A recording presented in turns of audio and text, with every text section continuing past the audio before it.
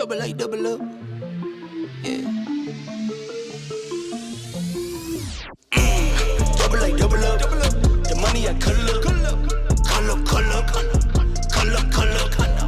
Double A, double up. From SEMA 2024, it's day 316. In Vegas years. It is. You age quadruply in Vegas right. years. Technically, I guess it's day 3. It is. Day 3 at SEMA in Las Vegas, hanging out at Milwaukee Tool in their booth, South Hall Upper. That's right. In case anybody was Tool and equipment. Tool and equipment area. Back in here today, talking with Tony. Tony's here with us. Hi, Tony. How's it going, guys? It is going Pretty so well. good. How has your SEMA been so far? It's been fantastic. Seem to be upright and taking nourishment. That's Oh, absolutely. excellent. What's your story with Milwaukee? How did you end up bleeding the red? Yeah, I'm actually one of the very few from the Milwaukee area, so I've been fortunate enough to watch this company grow over the past 25 plus years. I'm on the product management team, so I cover our impact wrenches. So it's never a dull day with that stuff. Now, we were out there earlier this year for Pipeline, and we got a chance to go and take the tour. When you go in your closet every morning, I'm just wondering, like, are you just like, is it just, you got the red options, you got the black options, you got the, like, is there anything else that you own that's not Milwaukee? I just noticed there was a lot of unity. Yeah. You know, team unity. What's funny is right before we came here, my wife told me to clean out my closet. She said, "You have too much red." I was like, "Well, we also have black, and we just got some new gray apparel as well too. So you can switch it up, 3 different colors." We're diversified. I did see there's some flannels out there too. Are those out to the public? Yeah, there. We got flannels coming in. Okay, I mean medium and a large. We're trying to convert our closet to look like we work at Milwaukee. I'll tell you, it's ridiculous how much, I didn't even realize it, but hoodies, those like performance skin work shirts. Yep, work skins. Yep. Oh, those are freaking awesome. I wear that all the time. And then I realized I have more t-shirts. I used to just have industry t-shirts, and that was, and now I have just Milwaukee stuff everywhere. Right. And I'm loving it. I even got the overalls. They are the ones that get saved, though, because I've had to do that, Oh, you got to go through your closet. There's just too much stuff in here. Yeah. Those things don't make the pile of things that go. It's No like, way. we got to keep that. I think I have one that's even like way too big for me, and I was like, well, someday I may go off the rails a little bit, so we're gonna have to keep this just in case.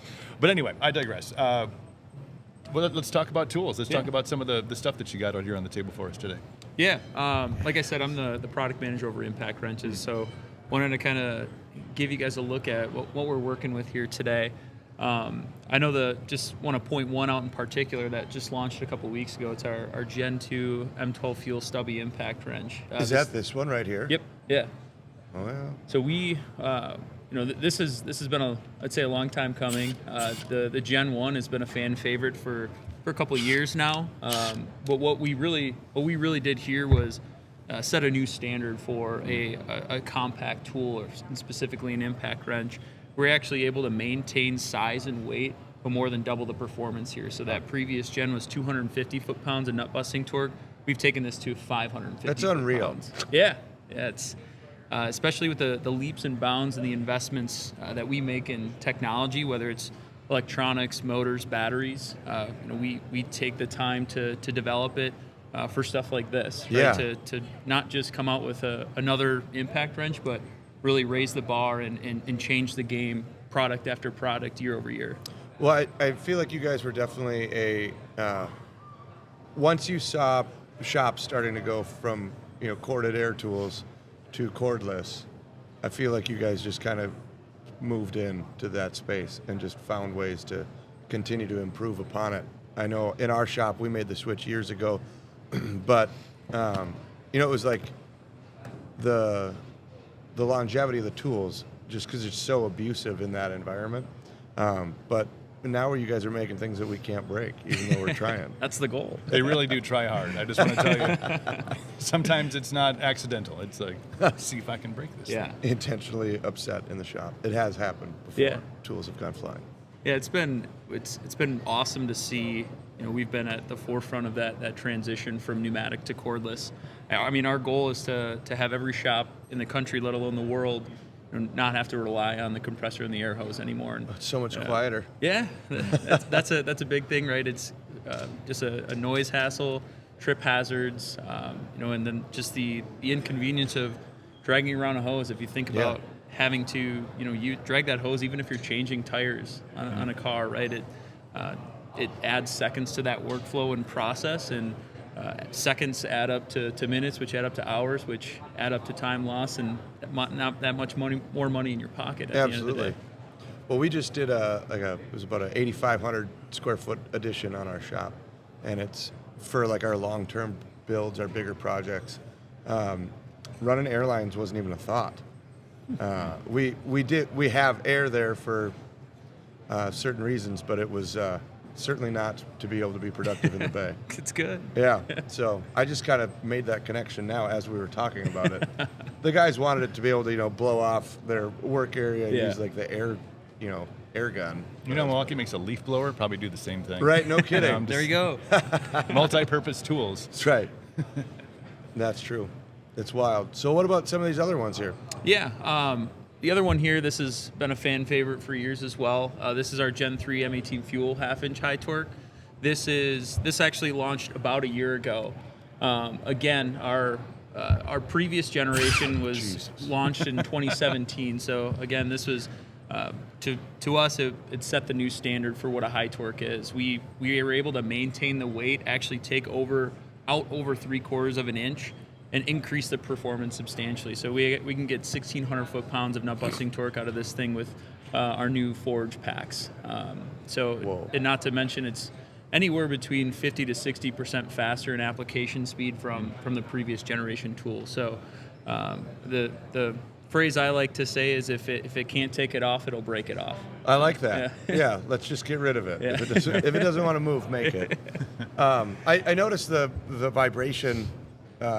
I'm assuming that's what that's for, right? Yeah, so... Tell me a little bit about that, because I know that was I don't know when you guys came out with Yep. that. But. So this was first implemented on our 1-inch tools. So this is what we call our battery isolation system. Yeah. It provides a secure connection and controls or mitigates vibration transmitted to the pack. We had some pretty substantial issues with the previous gen. I'll be pretty transparent on that. But no, I remember that. Yeah. And it not only would wreck the tool, it would wreck the battery. Correct. Everything yeah. was falling apart. And so now it's, hey, like we've heard you guys. Yeah. We want to make sure that, when you put this tool in your hand and you pull the trigger, it's going to work every single time, right? Yeah. So especially with our new forge packs and even our chemical resistant packs as well. And then with the combination of this isolator, what we call battery intermittency is going to be no longer a thing, because we've implemented this technology not only on this tool, but you can't really see it on, I don't know for the camera here. We've put it on this as well, so we have some leaf springs in here. Yeah. So I know even on the previous gen Stubby, the tabs or that battery connection might have worn out as well. Same thought process there, is adding this isolator to make sure that user experience is top-notch throughout the entire life of the tool. That's awesome. Yeah, it continues on with the story that we've been telling since we started podcasting with you guys back at Pipeline. It's innovation. It's going back to the drawing board. It's this kind of feeling of the job is never done. The tool is never perfect. There's always going back and getting down with the technicians, getting down with those guys and saying what is working, what isn't working. It seems like that process just continues even after a new product comes out. It's never, all right, put it in the box and run to the next thing. There's a constant growth and innovation. Yeah, absolutely, and that's the fun part about my job, is I get to work with all of you guys day in and day out, understand why you use the tool, what you need out of it, whether it's power, speed, size, access, certain feature sets that we can really change the game to drive productivity, to drive or improve the quality of work that you guys have. It's a never-ending battle, but it's a battle that we're never gonna stop investing in, and that's why I think what makes Milwaukee Tool so successful is we're relentless in our pursuit to continue to innovate and continue to disrupt, not only within the automotive industry, but with every All trade industry. out there. Yeah. It's crazy to see you guys bleeding into every every trade. If there's a guy or a gal using tools to get a job done, you're in it. You're learning, and you're constantly trying to find out how to do that job better. Yeah, I mean, who would have thought you'd replace a concrete vibrator that's run off of gas or whatever, right? With an MX fuel battery. Right. It's crazy. Never in a million years. Or What? Yeah, the big fan. What are they for finishing concrete? Is that trowel? Yeah, power trowel. Power trowel. Jeez, yeah, man, it's early. It's Vegas.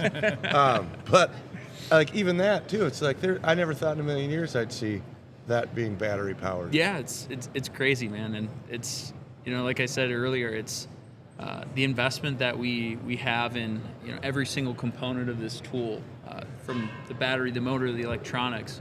We truly understand what it means to not only meet the user need, but exceed it, and now frame that up and make sure that we have the right technology in place to go out and capture those users and achieve growth within every industry, no matter what product it is. What's is there anything that you guys are looking towards or angling or something? Any new developments that you're trying to disrupt with? Not too much I can share right now. I was just going to say. I know. I tried. Trying to bait me. Somewhere. Trying to bait me. No, I mean, what I can say is, there's a lot more to come, especially for this industry. I know there's a lot of tools that we don't make. There's a lot of tools that we make that might need some improvement, right? Refinement, and we're always looking, right? And I think over the next even year, 2 years, 5 years, you're about to see us really change the game again, which is hard to believe. It right? is, yeah, absolutely. Yeah, just thinking in the automotive space, because what was that, 2016-ish, when you guys kind of really made a big impact into the shops? At least that's what I kind of remember. Yeah, I would say it was really the kind of the call it the Trojan horse was the Gen 2 high torque. That's where the mechanic really had the confidence in a cordless tool to be able to replace a pneumatic impact wrench, and the rest is history. Yeah, well, and I remember, when back in the day when whatever you could buy the contractor drill driver kit, and I think I was building a deck, and I just looked at it and I was like, I'm taking this to work. and I started using that. You're snapping the socket adapters like. I'd had to invest in a lot of those, but once you guys really like jumped feet first into it, it was just no looking back. And thinking back to my first memories in the shop using Milwaukee Tools, it's kind of like you just keep thinking, well, how could you get better? Right. And you keep doing it. So keep up the good work. Keep doing what you're doing, and we'll talk about the confidential stuff after we stop recording absolutely. here. We're in Vegas. It's Industry Week, SEMA. What is it about this event that's so important for Milwaukee? Obviously, you guys have a beautiful setup here. People get a chance to really get hands-on with some of the tools, which maybe they don't have an opportunity to do. But what's the impact and importance of being out here and being part of this event? Yeah, it's an awesome question. It's really to be. I think to me, it's getting face-to-face with users that we've probably have never interacted with, and getting to show them things that they might have pondered purchasing, or things that they might have heard of or not heard of, and showing them what it's going to mean to their daily work, and how it's going to improve their time in the shop. With all the tools we have here, whether it's a cordless tool, a hand tool, an accessory. Every product that we have here serves a purpose, and it's going to help the user no matter what situation it's put in. The booth is beautiful. This wall of tools that we have behind us is super rad. Maybe a personal suggestion. Just roll it around. We'll talk to Hannah. All right. Bloody Mary bar next year. I'm just saying, there's some space right over here, I think, and they're red. It just kind of ties into the whole thing. I like where your head's at. Hey, innovating. Just trying to be a disruptor. That's right. You are that. There we go. something disrupted. Well, awesome. Well, hey, thanks for the time and showing us some tools, and enjoy the rest of SEMA in Vegas, and we'll do it again next year. Yeah, absolutely. Thank you, guys. Awesome. I appreciate the time. You bet. Double up.